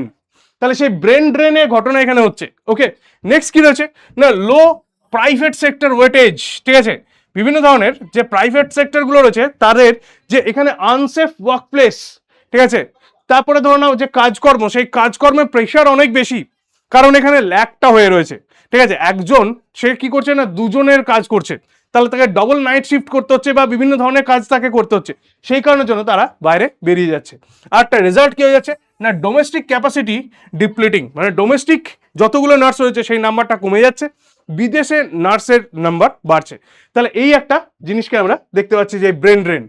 তার কারণটা এবার বলি, দেখো কারণটা হচ্ছে, যদি আমি এএনএম জিএনএম করে পাস আউট হই, সেখানে আমার কাছে স্টার্টিং স্যালারি দাঁড়ায় যেটা, সেটা হচ্ছে কি 10 to 15,000। ওকে, কোন পজিশনে, এটা ক্লাস 12 এনি স্ট্রিম থেকে কেউ আসতে পারে। এটা primarily maternal health care and rural community সেন্টার্সের মধ্যে তাদেরকে দেখতে পাওয়া যায়। তাহলে তাদের যে কাজটা রয়েছে সেটা হচ্ছে ম্যাটার্নাল হেলথ কেয়ার আর কমিউনিটি সেন্টার্সের মধ্যে মেনলি এদের কাজ দেখতে পাওয়া যায়। এটা হচ্ছে এএনএম জিএনএম এর।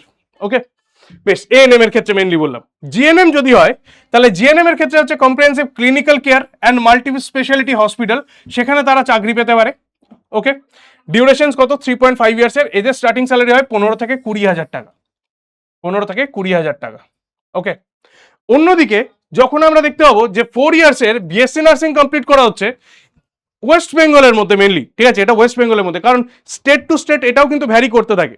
অন্য স্টেটে আমাদের এখানে যেটা দেখতে পাবো যে স্টার্টিং স্যালারি 15 থেকে 25,000 টাকা, অন্য স্টেটে কিন্তু সেটা 35,000, 40,000, এমনকি 60-70,000 টাকা পর্যন্ত যেতে পারে।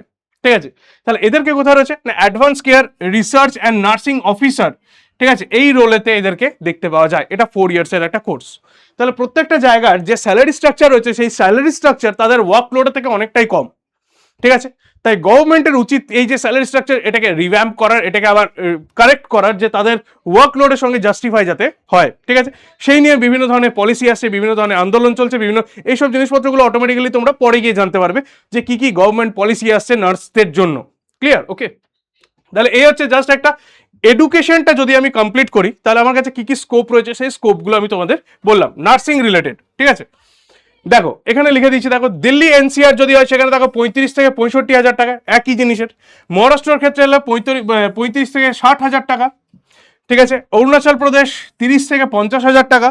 কেরালা 25 থেকে 50,000 টাকা। বিভিন্ন অন্যান্য যে স্টেটগুলো রয়েছে সেই স্টেটের যে পে স্কেল, সেই পে স্কেলের রেসপেক্টে আমি তোমাদের বললাম। তাহলে বুঝতে পারছো যে ভৌগোলিক একটা বৈষম্য, মানে বেতনের বিভিন্ন ডাইভার্সিটি তৈরি হয়েছে, যে কারণের জন্য ওয়েস্ট বেঙ্গলের এখন নার্সেস ক্রাইসিস তৈরি হয়েছে। এটাই হচ্ছে ব্যাপার। ওকে, তাছাড়া আরও হয়ে গেছে কিরকম না, পার্মানেন্ট স্টাফের বদলে কন্ট্রাকচুয়াল পজিশনস, এই অনেকগুলো কারণের জন্য দেখা যাচ্ছে কি যে বাইরের যে স্টেটগুলো রয়েছে সেই বাইরের স্টেটে নার্সে চলে যাওয়া, মানে ওয়েস্ট বেঙ্গল থেকে ব্রেন ড্রেন অনেক বেশি হচ্ছে। ক্লিয়ার? বেশ। তো এই যে জায়গাটা, এই যে প্রবলেমটা রয়েছে, এই প্রবলেমটাকে ম্যানেজ কারা করবে? ঠিক আছে, ম্যানেজ করার জন্য দুটো সংস্থাকে আমরা দেখতে পাবো। একটা সংস্থা হচ্ছে কি, এটাকে বলে টিএনএআই, মানে trend nurse association of India. তাহলে নার্সদের এটা অ্যাসোসিয়েশন, এখানে কারা কারা রয়েছে? এখানে অ্যাডভোকেট রয়েছে নার্সদের জন্য, ফোকাস অন দ্য কিরকম ধরনের না, বিভিন্ন ধরনের যেগুলো ডিগনিটি, তারপরে আর কিছু যদি মানে অ্যাডভাইস দরকার পড়ে, কিছু ইকোনমিক্যাল স্ট্রেন্থ তৈরি হচ্ছে, সেই জায়গাটাকে ম্যানেজ করার জন্য কারা রয়েছে না TNAI, trained nurse association of India. এই টিএনএআই কি করবে না, নার্সদের জন্য বিভিন্ন ধরনের যে পলিসি দরকার, বিভিন্ন ধরনের তাদের বেনিফিটের জন্য যে কাজকর্মগুলো দরকার, সেই কাজকর্মগুলো এখান থেকে তৈরি হচ্ছে। ওকে, টিএনএআই এ কি করবে না, এ ওই ধরে নাও কোনো একটা জায়গাতে নার্সদের বেতন বাড়ানোর জন্য আন্দোলন চলছে, কিন্তু তারা দেখবে সেই আন্দোলন যেন সফল হয়, তার সঙ্গে সঙ্গে কোনো পেশেন্টের যেন ক্ষতি না হয়ে যায় কোনো নার্সের কারণে, এটাও দেখার দায়িত্ব কাদের না টিএনএআই এর। আর এই টিএনএআই এর সাথে সাথে তুমি যখন ধরো নার্সিং পড়বে, তখন কারা রয়েছে? এসএনএআই। ওকে, এটাকে বলা হয় স্টুডেন্ট নার্সিং অ্যাসোসিয়েশন। এই স্টুডেন্ট নার্সিং অ্যাসোসিয়েশন মানে কি, নেক্সট জেনারেশন যারা আসবে তাদেরকে এই যে নার্সের লিডারশিপিং যে স্কিলটা, ঠিক আছে, এখানে দেখতে পাবো কি একজন নার্স, সে হচ্ছে লিডার, সেই লিডারশিপিং যে স্কিলটা, সেই স্কিলটা ডেভেলপ করাবে কোথায় না এসএনএআই থেকে এটা তৈরি হয়ে থাকে। Okay, student nurse association of India, আর এটা হচ্ছে trained nursing association of India. TNAI আর এসএনএআই এই দুটো হচ্ছে সংস্থা, যে সংস্থা দুটো সমস্ত নার্সিং রিলেটেড প্রবলেমস যেগুলো রয়েছে সেই প্রবলেমগুলোকে সলভ করার জন্য তৈরি হয়েছে। ক্লিয়ার? বেশ, তাহলে এই হচ্ছে আমাদের কাছে এর পলিসিটা। দেখো প্রথমে, ঠিক আছে, আইএনসি ন্যাশনাল অ্যাক্ট 1947 একটা পলিসি তৈরি করা, সেটা কি বলা হচ্ছে না, সেন্ট্রালাইজ দ্য কন্ট্রোল, মানে টোটাল যে কন্ট্রোলটা রয়েছে, ঠিক আছে, এই টিএনএআই আর এসএনএআই এদের যে টোটাল কন্ট্রোলটা সেটা সেন্ট্রালাইজড হয়ে যায়। এটাকে বলা হয় কি আমাদের কাছে না, এই যে মানে এনএনএমসি পরে আসছি আমরা, তাহলে প্রথম যারা আছে আইএনসি, ওকে, ইন্ডিয়ান নার্সিং কাউন্সিল অ্যাক্ট 1947, সেখানে বলা হচ্ছে না স্ট্যাটিক পেপার রেজিগনেশন, মানে রেজিস্টার, তার সঙ্গে সঙ্গে হিডেন অ্যাজ সাব ক্যাটাগরি, ঠিক আছে, মানে মিড ওয়েফেয়ার বলে একটা পার্ট রয়েছে, সেই মিড ওয়েফেয়ার যে যারা রয়েছে সেখানে প্রত্যেকটা নার্সকে সমস্ত জিনিসকে ওখানেই অ্যাড করা হচ্ছে, মানে প্যারামেডিক্স অ্যান্ড মিড ওয়েফেয়ারের মধ্যে এরা থাকছেন। ঠিক আছে, মানে নার্সদের যে গুরুত্বটা, সেই গুরুত্বটা তখনও পর্যন্ত তৈরি হয়নি। পরবর্তীকালে 2023 সালে এনএনএমসি এ প্রতিষ্ঠা হয়। ঠিক আছে, এই এনএনএমসি প্রতিষ্ঠা হওয়ার পরেতে এ নার্সদেরকে ওখান থেকে সরিয়ে নিয়ে আসে, সরিয়ে নিয়ে আসার পরে ডিসেন্ট্রালাইজ দ্য গভর্নেন্স, ঠিক আছে, ও তার মানে ন্যাশনাল স্টেট ডাইনামিক যে এই যে জায়গাটা, এই জায়গাটাকে আলাদা করে দেয়, মানে ডিসেন্ট্রালাইজ এই যে গভর্নিং অথরিটিটা সেটাকে আলাদা আলাদা করে দেওয়া হয়। ঠিক আছে, সেখানে কি হচ্ছে না, নার্সদের জন্য আলাদা একটা সংস্থা তৈরি হচ্ছে, ওই একটু আগে যাদেরকে দেখলাম, ঠিক আছে, okay, trends nurse association in India. তাহলে তাদের একটা আলাদা যে সংস্থাটা তৈরি হচ্ছে, সেই সংস্থাগুলো এরমভাবে যে তৈরি হওয়া, তার কারণটা কি না, তার কারণটা হচ্ছে যে নার্সদেরকে এখান থেকে বাইরে বার করে নিয়ে আসা। তাহলে পরবর্তীকালে এই জিনিসটাকে আমরা দেখতে পাচ্ছি, মানে এটা হচ্ছে ডাইনামিক ডিজিটাল রেজিস্টার্স। ওকে, যেখানে আগে কি ছিল না স্ট্যাটিক পেপার রেজিস্টার্স, কে কে রয়েছে তার একটা লিস্ট ওই পেপারে যেরকম ভাবে লেখা হতো, এখন কিরকম হয়ে গেছে না, এখন ডিজিটাল রেজিস্টার্স, কেউ পাস আউট হয়ে যাওয়ার পরেই তাকে একটা নার্সিং কার্ড দেওয়া হবে, সে প্রপার অ্যাজ এ নার্স ওই কার্ডটার থ্রু দিয়ে যে কোনো জায়গায় ও ট্রিট করতে পারে। তাহলে এই রকম ধরনের একটা মানে হলিস্টিক ডেভেলপমেন্টের আইডিয়া এখানে আসছে। ঠিক আছে, এনএনএমসি অ্যাক্টের থেকে। ক্লিয়ার? নেক্সট কি দেখতে পাবো, দুটোর মধ্যে কি ডিফারেন্স রয়েছে? ডিফারেন্স যেটা দেখতে পাবো সেটা হচ্ছে কি, আইএনসি অ্যাক্ট যেটা ছিল 1947-এ, সেটা ছিল হচ্ছে কি সেন্ট্রালাইজড কন্ট্রোল, ঠিক আছে, সেন্ট্রাল থেকে এক জায়গা থেকে এটা কন্ট্রোল হয়ে থাকবে। কিন্তু এখানে যেটা হয়ে যায় সেটা হচ্ছে কি ডিসেন্ট্রালাইজ অ্যান্ড স্টেট কমিশনস তৈরি হয়, বিভিন্ন স্টেটের ক্ষেত্রে আলাদা আলাদা কমিশন তৈরি হয়, বিভিন্ন স্টেটের ক্ষেত্রে এই কন্ট্রোলিং সিস্টেমটা স্টেটের হাতে চলে আসে।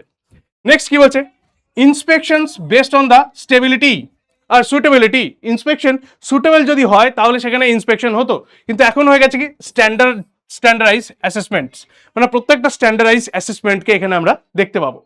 নেক্সট কি, স্ট্যাটিক পেপার রেজিস্টার ছিল, এখন এখানে ডাইনামিক ডিজিটাল নার্সিং রেজিস্ট্রি, মানে অলরেডি তুমি যদি অ্যাজ এ নার্স হও তাহলে নার্স হিসেবে তোমার একটা যে নার্স লিস্ট সেখানে তোমার নাম চলে আসবে। তাহলে এই যে জায়গাটা ডাইনামিক ডিজিটাল, আগে কেউ নার্সিং কমপ্লিট করার পরও তার রেজিস্টারেতে নাম উঠতো না, এরকম একটা ব্যাপার, সে নার্স নয়ই, তার কোনো পরিচয়ই নেই, এরকম একটা ব্যাপার চলে আসতো। অন্যদিকে midwifery treated as a sub category, midwifery যে ক্যাটাগরিটা বলে একটা ক্যাটাগরি তৈরি করেছিল, ডক্টরের পরে মিডওয়েফেয়ার মানে পুরোটাই সাব ক্যাটাগরির মধ্যে ছিল, কিন্তু সেইটা চেঞ্জ করে কি হয় না, midwifery recognise as a distinct professional discipline, ঠিক আছে, ওকে। তাহলে মিডওয়েফেয়ারটা কি হয়ে যায় না, একটা আলাদা প্রফেশনস বলে তৈরি হয়, এটা আর কোনো সাব ক্যাটাগরির মধ্যে থাকে না, ঠিক আছে, বুঝতে পারলে? তাহলে এই হয়ে যাচ্ছে কি পরপর জায়গাগুলো, যেটা ডেভেলপমেন্ট হচ্ছে এনএমসি অ্যাক্ট 2023-এ, ওকে, বেশ। নেক্সট চলে এসো যে এই যে জায়গাটা তিনটে পিলার, আচ্ছা এটা বলে দিচ্ছি, দেখো অলরেডি কি কি বললাম না, একটা হচ্ছে এডুকেশন, যে এডুকেশনটা রয়েছে সে এডুকেশনসের উপরে প্রাইমারি ফোকাস, নেক্সট হচ্ছে অ্যাসেসমেন্ট অ্যান্ড রেটিং বোর্ডস, তারপর কি বলছে এথিক্স অ্যান্ড রেজিস্ট্রেশন বোর্ডস। এই তিনটে বোর্ডস রয়েছে, এই তিনটে বোর্ডসের মধ্যে 29 মেম্বার রয়েছে যারা ন্যাশনাল কমিশনসের মধ্যে কাজ করছে, যাদেরকে এই মানে এই যে এনএমসি যে অ্যাক্ট, ঠিক আছে, এনএনএমসি যে অ্যাক্ট 2023-এ, সেই 2023-এর এনএনএমসি অ্যাক্ট কার উপর বেস করে কাজ করছে না, এদের তিনটে বেসিসে কাজ করছে, ঠিক আছে। এডুকেশনস কোথায় কি কমপ্লিট হচ্ছে, ইউজি অ্যান্ড পিজি বোর্ডসের যে এডুকেশনস সেইটা, অ্যাসেসমেন্ট অ্যান্ড রেটিং বোর্ডস এইটা, আর তারপরে আসছে কি এথিক্স অ্যান্ড রেজিস্ট্রেশন বোর্ডস, এই তিনটে জায়গাতে, ক্লিয়ার? বেশ, নেক্সট এরপরে দেখো নার্সিং প্র্যাকটিশনার্স আর যারা মিডওয়েফেয়ার রয়েছে, এই দুটোকে যে যখন সেপারেট করা হলো, ঠিক আছে, এই দুটোকে যখন সেপারেট করা হলো সেখানে কি কি এলো, মিডওয়েফেয়ার অ্যাজ এ ডিস্টিংক্ট ডিসিপ্লিন, ওকে। তাহলে মিডওয়েফেয়ারটা কি হচ্ছে না, এটা একটা সেপারেট ডিসিপ্লিনের মধ্যে আসছে, ক্লিয়ার? আর অন্যদিকে নার্সিং, এটা একটা নার্সিংটাকে বা নার্স প্র্যাকটিশনার যেটা রয়েছে সেটাকে একটা সেপারেট ডিসিপ্লিনের মধ্যে আসছে। এবার নার্সদের মধ্যেও কিছু লিমিটেশনস ছিল, সেই লিমিটেশনসটা যখন এই এনএনএমসি অ্যাক্ট আসছে সেখান থেকে তুলে দেওয়া হচ্ছে, কি বলা হচ্ছে না, এদের কাছেও কিছু ক্লিনিক্যাল স্কোপ রয়েছে, ঠিক আছে, নার্সদের কাছেও এক্সপ্যান্ডিং দ্য ক্লিনিক্যাল স্কোপ রয়েছে, ওকে। এরা অটোনমি পাবে, মানে নিজস্ব স্বতন্ত্রতা বজায় রাখতে পারবে, দরকার পড়লে কোনো একটা নার্স সে কি করতে পারে, সে লিমিটেড প্রেসক্রাইবিং অথরিটি কোনো একটা মেডিসিনকেও প্রেসক্রাইব করতে পারে, বোঝা গেল? তাহলে এই এতগুলো অথরিটি বা এই জায়গাগুলোকে আমি দেখতে পাচ্ছি কার কার ক্ষেত্রে না, নার্সিং প্র্যাকটিশনারদের ক্ষেত্রে ওপেন করা হচ্ছে, ওকে, বেশ।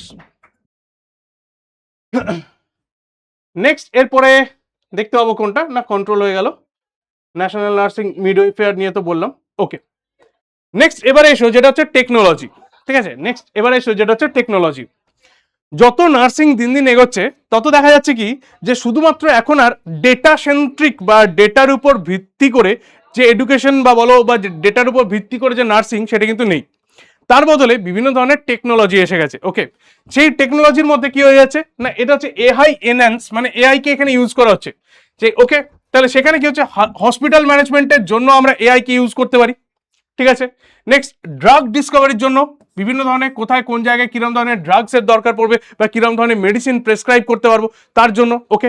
তাহলে এরকম নীতি আয়োগ যে এই যে প্রকল্পগুলো আসছে সেই প্রকল্পগুলোর মাধ্যমে কি দেখতে পাচ্ছি না, ডাইরেক্টলি রুরাল এরিয়া যেখানে নার্সরা পৌঁছাতে পারছেন না সেইখানে পর্যন্ত মেডিসিন বা এই ধরনের জিনিসপত্রকে সাপ্লাই করা যাচ্ছে, ঠিক আছে। তাহলে পরবর্তীকালে মানে যত দিন এগোবে তত আমাদের কাছে কি হবে না, ডিজিটাল মাধ্যমে বা ডিজিটালের এই যে এরিয়াটা, ডিজিটালের যে দিগন্তটা, সেই দিগন্তটা আরো বৃদ্ধি পাবে, যার ফলে বিভিন্ন প্রান্তের মধ্যে যারা যারা নার্স রয়েছে সেই নার্সের কাজটা কি হবে না, তাদের কাজ হবে মনিটরিং করা, ওকে।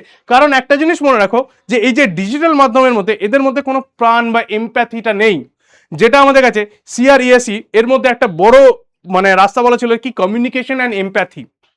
সেই কমিউনিকেশন স্কিল হয়তো এর মধ্যে আমি তৈরি করতে পারবো, কিন্তু এমপ্যাথিটা তৈরি করা এর মধ্যে পসিবল নয়। তাই এমপ্যাথিটা ডেভেলপ করার জন্য অলরেডি কিন্তু আমার কাছে দরকার কাকে না, নার্সিং অ্যান্ড মেডিকেল প্র্যাকটিশনারের কাছে। তাহলে যতই আমাদের কাছে অলরেডি ডিজিটাল অগ্রগতি আমরা দেখতে পাই না কেন, ঠিক আছে, ওকে, ডিজিটাল অগ্রগতি আমরা দেখতে পাই না কেন, এআই অ্যাসিস্ট্যান্স তৈরি হচ্ছে, যেমন ধরো এখানে কি হচ্ছে ইন্টারপ্রেটিং দ্য ইআরএইচ, যেগুলো ধরো কোনো একটা ডেটা এসছে সেই ডেটাটাকে ইন্টারপ্রেট করবে, কে করবে না, ক্লিনিক্যাল প্র্যাকটিসের ক্ষেত্রে এআই অ্যাসিস্ট্যান্স তৈরি হয়ে গেছে, হসপিটাল ম্যানেজমেন্টের ক্ষেত্রে আমাদের কাছে এআই অ্যাসিস্ট্যান্ট তৈরি হয়েছে, সে কি করবে না, কোনো একটা জিনিসকে শিডিউল করা, কোনো একটা নার্সের বার্ন আউট কন্ডিশন তৈরি হচ্ছে কিনা সেইটা মনিটর করা, কত ঘন্টা সে ডিউটি করছে সেইটাকে মনিটরিং করা, ওকে। রিকোয়ারমেন্টস কি কি রয়েছে না, বিভিন্ন ধরনের এআই টুলসকে যেগুলো হিউম্যানসের জন্য ইউজফুল হবে সেই জিনিসপত্রগুলো তৈরি হচ্ছে, ঠিক আছে, প্রযুক্তির সাথে সাথে আমরা এগিয়ে যাচ্ছি, নার্সিংও প্রযুক্তির সাথে সাথে এগিয়ে আসছে। বোঝা যাচ্ছে যে নার্সিং যে ফিল্ডটা রয়েছে সেটা আরো এর থেকে আরো অনেক বড় একটা জায়গা অ্যাচিভ করতে চলেছে। কিন্তু গল্পটা হচ্ছে যে স্যার এই এআই এর সাথে সাথে আমাদের কি জায়গাটা অটোমেটিক্যালি হারিয়ে যাবে, নার্সিং এর জায়গাটা কি হারিয়ে যাবে? কখনোই নয়। ঠিক আছে, কারণ নার্সদের যে জায়গাটা রয়েছে সেটা মেনলি সিম্প্যাথি। ঠিক আছে, the lady with the lamp. ঠিক আছে, the lady with the lamp, এই যে থট প্রসেসটা ছিল সেই থট প্রসেসটা চিরকাল থাকবে, ওটা চেঞ্জ হবে না যতই এআই আসুক না কেন। ক্লিয়ার? ওকে, তাহলে এখানে কি কি দেখতে পাচ্ছি 2025-এর ক্ষেত্রে? 2025 থেকে বেশ নেক্সট ভবিষ্যতের কি, প্রথম হচ্ছে এডুকেশন। এডুকেশনটাকে কি করা হচ্ছে, এডুকেশনটা স্ট্রিক্ট করা হবে, আরো এফিসিয়েন্ট যাতে হয় সেই জন্য এনএনএমসি কাউন্সিল তৈরি হয়েছে।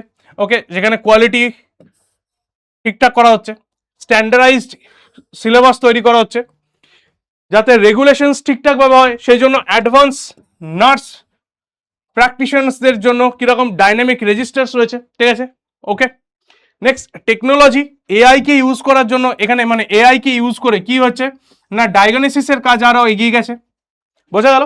আর তার সঙ্গে সঙ্গে ইকোনমিক্সটা তো এখন গুরুত্ব দেওয়া হচ্ছে, বিভিন্ন ধরনের ওয়েজেস মানে কত কি স্যালারি হবে, কে লিডারশিপ পজিশনেতে কে থাকবে, ঠিক আছে, কি রোল তার হবে, ডব্লিউএইচওর হুয়ের কি নর্মস রয়েছে সেই সমস্ত নর্মস অনুযায়ী এই লিডারশিপ অ্যান্ড ওয়েজেস এই বা বলা যায় ইকোনমিক্সের উপরও গুরুত্ব দেওয়া হচ্ছে। তাহলে এই চারটে পিলারের উপর বেস করে কিন্তু আমাদের পরবর্তীকালের নার্সিং দাঁড়িয়ে রয়েছে। ক্লিয়ার?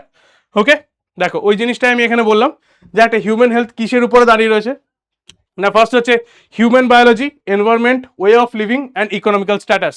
এই চারটের যে কম্বিনেশন, এই চারটের ইকিগাইকে আমরা এখানে কমপ্লিট করব। ওকে, তাহলে এই হচ্ছে ব্যাপার, বোঝা গেল।